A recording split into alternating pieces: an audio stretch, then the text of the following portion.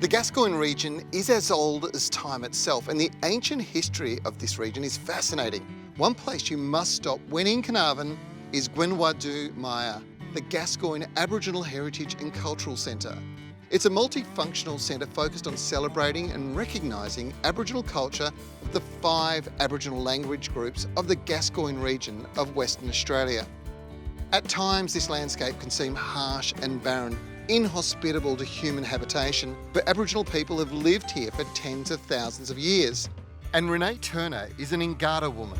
So Renee, you're doing something really special as far as I'm concerned. You're sharing the stories of many of the native plants that people actually sustain themselves on in what's often deemed to be or considered to be quite a harsh environment. But it wasn't, it was plentiful, wasn't it? Oh, it's absolutely. So part of the things that I teach in here is that we didn't exist and we didn't survive, we sustainably lived. Yep. As a matter of fact, if you just push this bush back, Okay, so we've got a big I'm going to grevillea. actually show you a stunning grevillea. So one of the foods that we actually used, and it was used for medicinal purposes, Oh, wow. and a beautiful tasting nectar, if you Yeah. just put your hand out Okay, and have a taste of that. okay.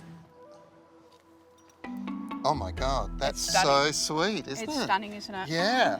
We used it for medicinal purposes, we used it for grappa, so It's delicious. absolutely stunning, isn't it? Yeah. Yeah. What else have you got for me? Let's take a look. Okay.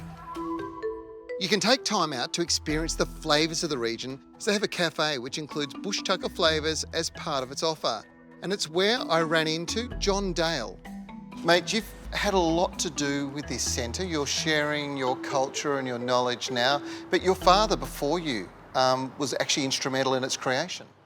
Yes, my father and my uncle Ronnie Crowe, they were basically the founders. It probably took a while, but it's now become the cultural heart of Carnarvon.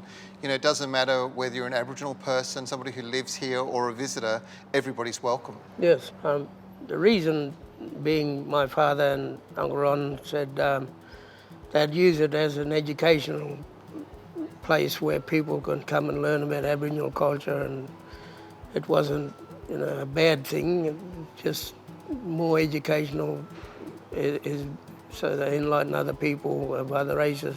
When visitors first come through, they're exposed to local artists' works. That's the first thing you'll see when you come in. And then you go to the true education area. Yes. Gwoonwardu Maya's permanent exhibition, the Bulgangia Wangaya, features the listening seat, an audio-visual experience focusing on stories from elders from each of the 5 language groups. A multi-touch table that is an interactive experience hosts a wealth of images, videos and animation.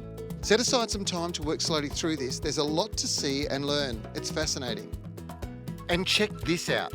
This is a replica of the Mandu Mandu shell necklace, the oldest body adornment on the planet. It's over 32,000 years old.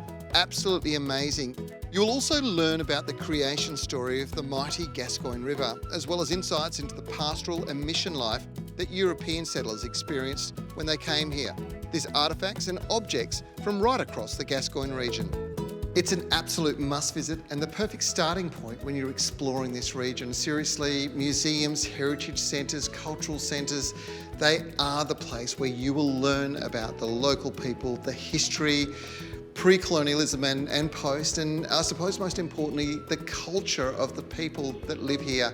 It's so insightful, it's enriching, and it is something that everybody should do when they arrive in a beautiful place like the Gascoyne.